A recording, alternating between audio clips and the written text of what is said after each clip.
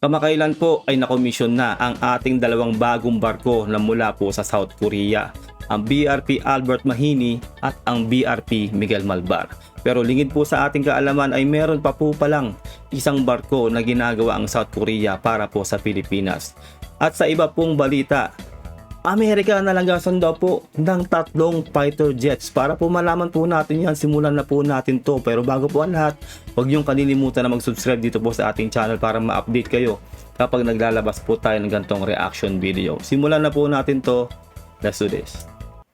Itinigil na ng Amerika ang pagbomba sa mga pasilidad ng Houthi sa Yemen. Ito ay matapos mangako ang Houthi sa Amerika na hindi na sila aatake sa mga commercial vessels na dumadaan sa Red Sea. Naging matagumpay man ang misyon ng Amerika sa Yemen, pero nalagasan naman ang carrier strike group nito ng 3 fighter jets na nagkakahalaga umano ng $60 million bawat isa. Alamin ang buong detalye mamaya. At sa ibang balita ay formal ng kinumisyon ng Philippine Navy kahapon ang dalawang modernong barko nito na BRP Miguel Malvar at BRP Albert Mahini, kung saan pinangunahan ni Pangulong Marcos ang seremonya. Pero bukod pa sa mga barkong yan ay ipinasilip din ng South Korea ang isa pang advanced na corvette size na OPV ng Philippine Navy na kasalukuyang ginagawa ngayon. Anong barko kaya ito? Kaya't para malaman ang buong detalye ay tumutok at makinig na mabuti.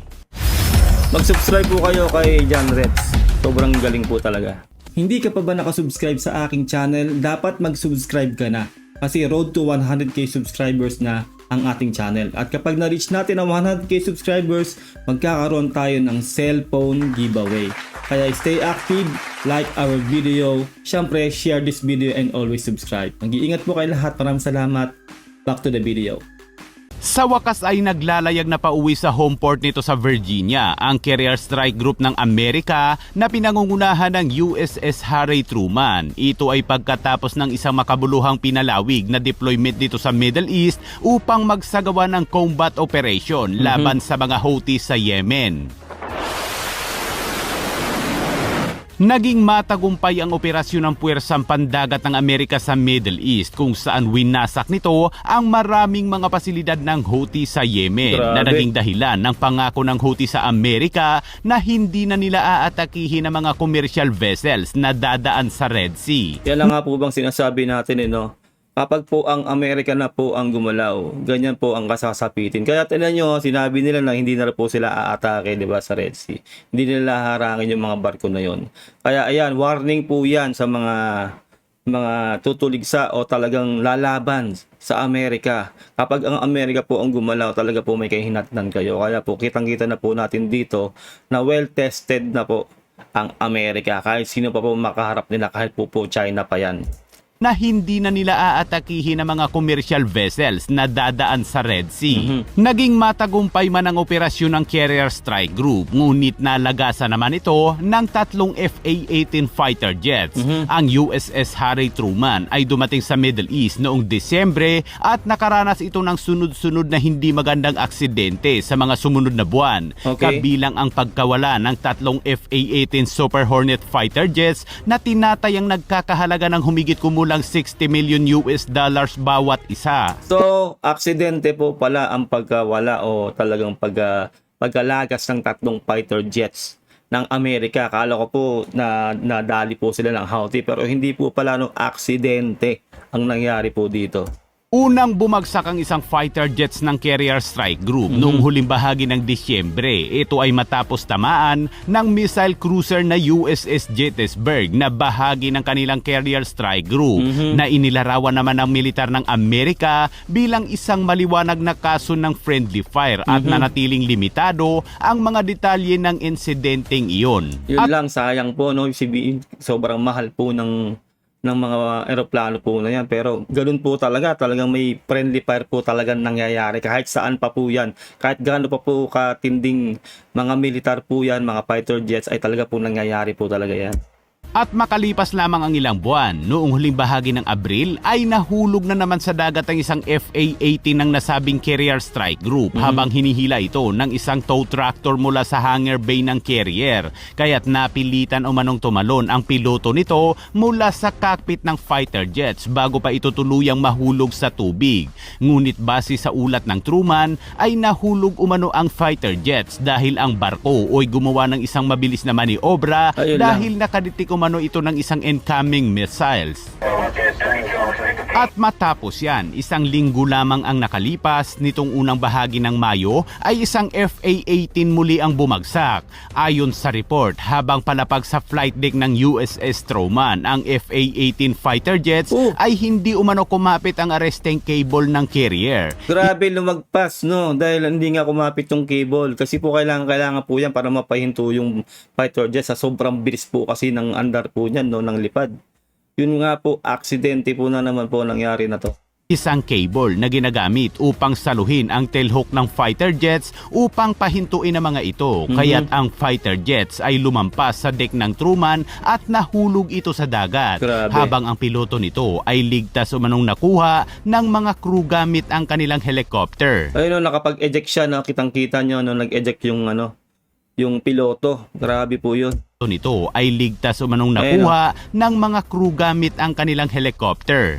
Ang pag-alis ng USS Harry Truman na kargado ng mga FA-18 fighter jets ay nangangahulugan na isang aircraft carrier na lang ang natitira sa lugar. Ang USS Carl Vinson na kargado naman ng mga 5th generation F-35C fighter jets.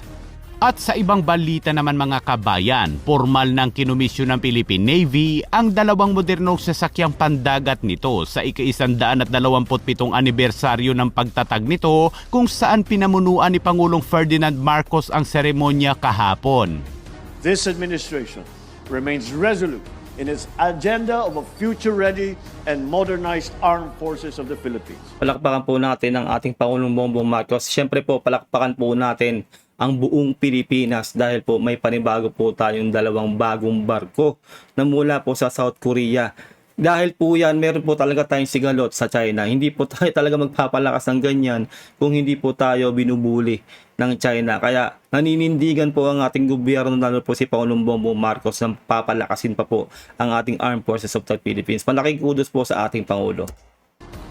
What we witnessed during the commissioning ceremony of the Navy's two newly acquired vessels, the BRP Miguel Malvar and the BRP Albert Mahini, is a Philippine Navy that is modernizing, that is evolving, and is ready to conduct more complex and effective operations in promoting the country's national interest.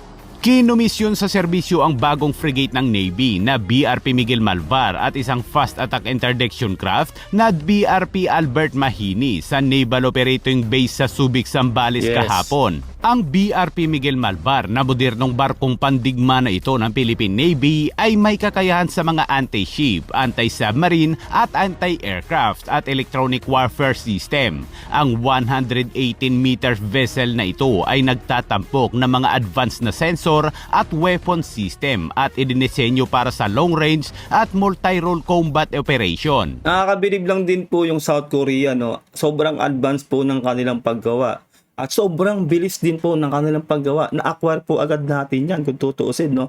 At yun nga po, sana po, no, yung lagi po natin sinasabi, magkaroon na po tayo ng submarine. Ano rin po yan, vision din po yan ni Pangulong Bongbong Marcos na magkaroon tayo ng submarine. In the long future po, ay magkakaroon na po tayo niyan, malamang.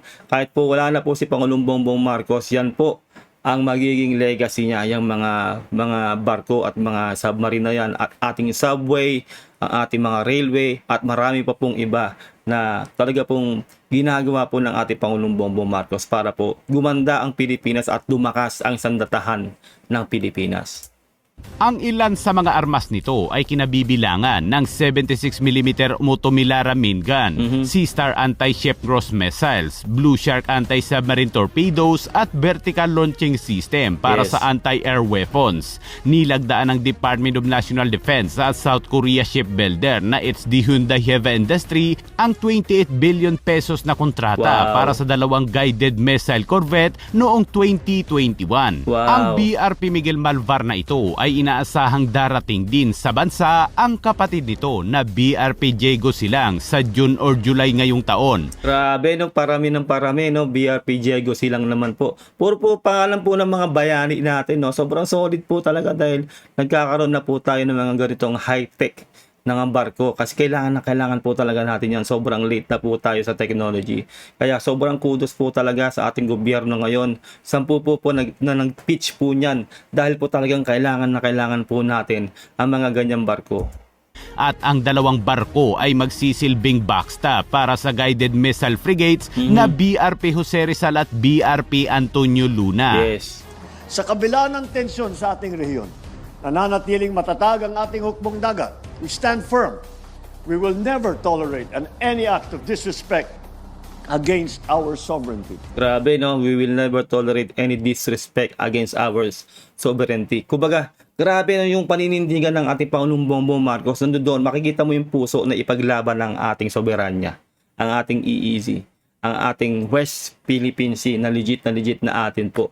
Ganyan po dapat ang ating leader. Ganyan ang leader dapat na talagang sinusuportahan nating mga Pilipino na ipinaglalaban po ang ating soberanya. Hindi po yung basta ipamimigay o talagang susuko na lang tayo sa papanakop na China. Nakikita niyo naman yung paninindigan ni Pangulong Bongbong Marcos. Sinasabi niya po talaga dito, wala po talaga kahit square inch po, lagi niyo pong sinasabi niyon na talagang wala pong ibibigay ang Pilipinas sa China.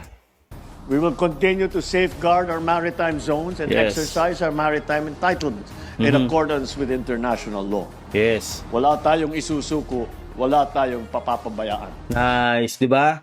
Pero in accordance to international law o UNCLOS, doon po tayo sasalalay, di ba? Hindi po tayo tatawid sa ng UNCLOS, sa batas ng UNCLOS. Talaga pong susunod tayo sa international law. Hindi po natin gagawin yung ginagawa sa atin ng China, na which is labag sa international law o sa UNCLOS, di ba? Kaya maganda po yung ginagawa ni Pangulong Bongbong Marcos. Talagang tayo po ay susunod lang sa guidelines ng international law. Kapag po natin ginawa yan talaga, ay talaga pong susuportahan tayo ng maraming bansa dahil tayo po ay gumagawa po ng tama sa ating soberanya.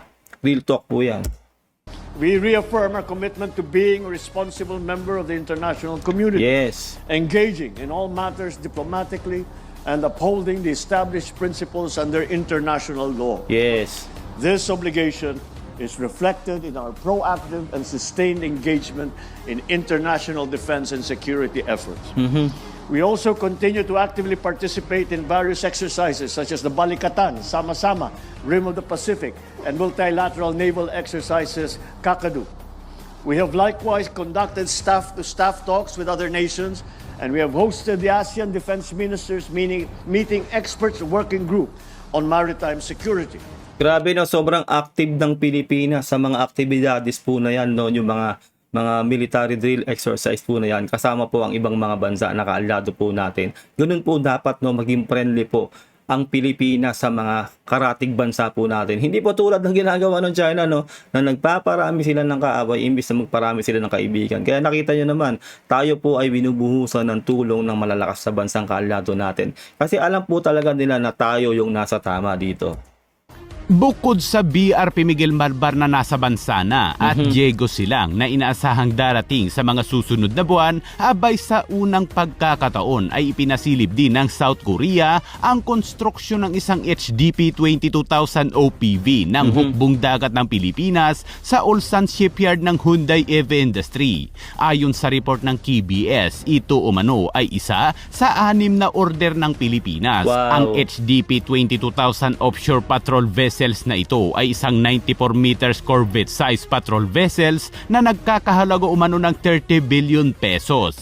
Base sa mga larawan mula sa South Korean News Agency ay tila malapit na rin matapos ang nasabing barko dahil Maraming salamat po sa South Korea no, dahil talaga pong napaka-precise at sobrang bilis po nila maggawa o mag-build ng ating mga in-order na barko sa kanila. At yun nga po noon, makikita po natin dito na talagang hindi pa po pala tapos. Meron pa po pala tayong mga parating pong barko na mula po sa South Korea. At meron din pong ginagawa po sa Japan.